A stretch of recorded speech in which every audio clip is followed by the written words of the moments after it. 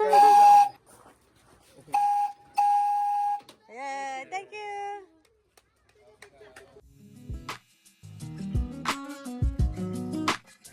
Hello everyone! Today is our third and last day sa BC. Ngayon, nandito kami sa Wildlife Park sa Kamloops, BC. Tara, samahan nyo kami mag-ikot-ikot. So, pagpasok natin sa sanctuary, of course, may entrance fee. So, ang entrance fee po sa adults, which is 18 years old to 64 years old, is $18.95. And ang sa seniors na naman po, which is 65 years old, is $16.95. And for the youth boys, which age of 13 to 17 years old, is $13.95. And for the children, which age of 3 to 12 years old, is $11.95. And for the infant naman po, is free lang. Walang bayad. And there's a family pass din po, which is 2 adults and 2 children. Babayaran po nila is $60. Price can change, so it's a good idea to check their official website or contact them directly for the most up-to-date information on admission fees. So ito nga na nga, nakapasok na po kami sa loob. So the British Columbia Wildlife Park is a wildlife sanctuary and a zoo located in Kamloops, British Columbia. It is dedicated to the conservation and rehabilitation of wildlife, particularly native Canadian species.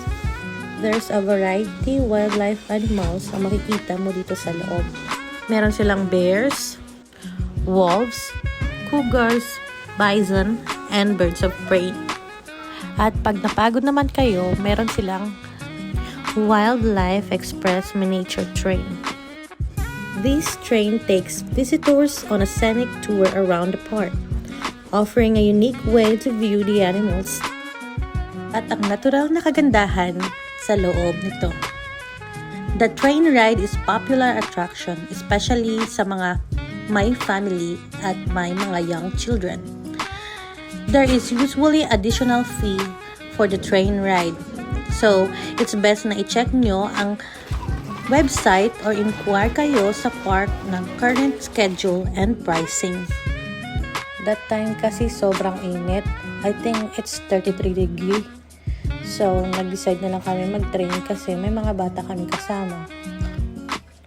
Pero mas maganda pa rin na maglakad-lakad. I think kasi mas makita mo nang malapitan yung mga animals.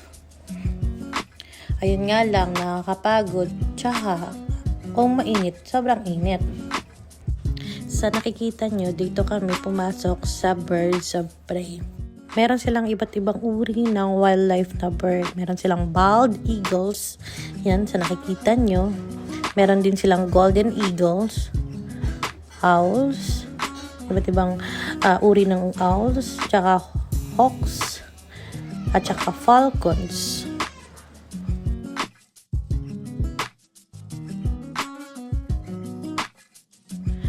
At hanggang dito na lang po ang video ko. Salamat sa panonood. Paalam!